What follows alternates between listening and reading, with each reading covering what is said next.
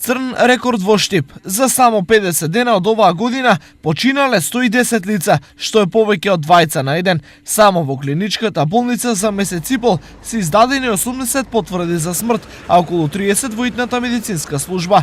Во најголем број од случаите, диагнозата е срцев удар или друга болест, поврзана со кардиоваскуларниот систем, зошто срцето и крвните садови и понатаму се причина број 1 за болест и смрт. Во главном се однесуваат на однесувањето на нашите пациенти, на граѓаните, во однос на превентивните мерки, од начинот на исхрана, од начинот на однесување кон нивните навики. Пред се, ние сме една нација која можеби има меѓу највисоките проценти на пушачи во Европа.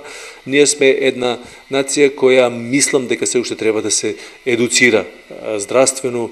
Од лошо по лошо е што болни и починати се помлади луѓе. Ризична група почнува некаде од 35 години до 60 години.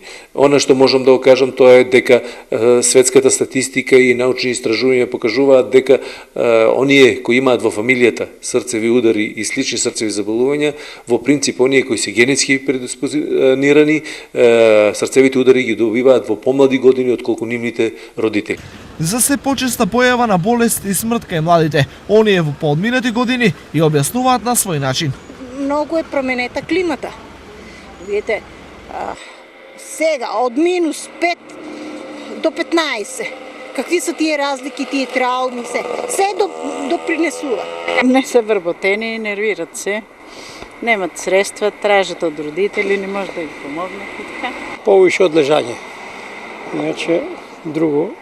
Едно време кога не е било тоа што одиле, шетале, сега со коли стално и ја мислам највише е тоа. Статистички, во општините од истокот лани починале близу 2000 лица, околу 300 повеќе отколку што се родиле. Ако умирачките продолжат со ова темпо, годинава многу повеќе работа ќе има за гробарите отколку за бабиците.